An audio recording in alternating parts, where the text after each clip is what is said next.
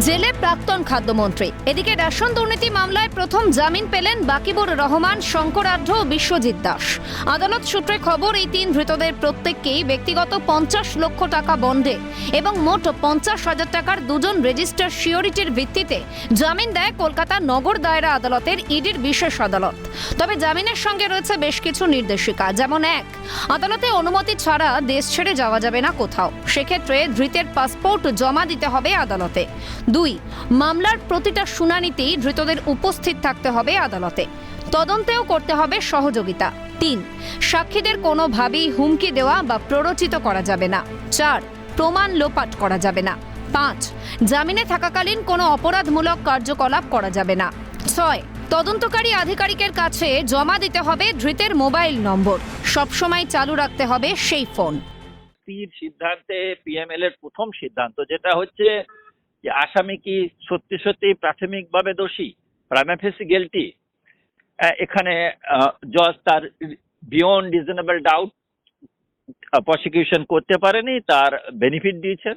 Second thing হচ্ছে যে আসামিকে বেরিয়ে গিয়ে সেম অপরাধ করতে পারে, প্রিজাম্পশনালি অর্থাৎ ধারণামূলক কোনো সিদ্ধান্তের উপরে এটা আসা যাবে না। কেন কোর্ট কোনোদিনই ল অ্যান্ড অর্ডার দেখার দায়িত্ব তার নেই। রেশন দুর্নীতি কাণ্ডে গত বছরের 13ই অক্টোবরে গ্রেফতার হয়েছিলেন বাকিবুর। তার বাড়িতে পাওয়া তথ্যের ভিত্তিতেই গ্রেফতার হয়েছিলেন রাজ্যের প্রাক্তন খাদ্যমন্ত্রী জ্যোতিপ্রিয় মল্লিক। অন্যদিকে রেশন দুর্নীতি মামলায় চলতি বছরই গত 6ই জানুয়ারি মাঝরাতে বাড়ি থেকে বনগাঁর প্রাক্তন পুরপ্রধান শঙ্করাঢ্য ওরফে ডাকুকে গ্রেফতার করে ইডি। ওই একই মামলায় আবার 14ই ফেব্রুয়ারি ইডির জালে ধরা পড়েন ব্যবসায়ী বিশ্বজিৎ দাস। সেই মামলাতেই এবারে জামিনে মুক্ত 3 মহারথী। এদিকে মঙ্গলবার দুপুরে আদালত থেকে জামিনের খবর ছড়াতেই ব্যাপক উচ্ছ্বাস দেখা যায় তৃণমূল কর্মীদের মধ্যে। মঙ্গলবার গভীর রাতে বাড়িতে ফেরত আসেন শঙ্করাঢ্য। মতিগঞ্জ টোটো ইউনিয়নে কিন্তু উল্লাস চলছে, বাজি ফোটানো হচ্ছে।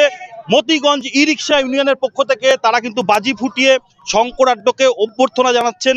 পুরো 8 মাস পর অক্লান্ত পরিশ্রম, তার প্রতি যে অন্যায় বিচারটা বনগাঁর কিছু নেতৃত্ব করেছে, বিরোধী দলের কিছু নেতা সঙ্গে ছিল, তাদের চক্রান্তে আমাদের শঙ্করাঢ্যর প্রতি যে অন্যায় বিচার হয়েছে তার প্রতিবাদ।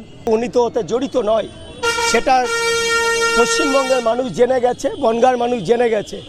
উনি ওনার পক্ষ থেকে যতটুকু প্রমাণ দেওয়ার উনি দিয়ে আজকে উনি মুক্ত হয়েছে।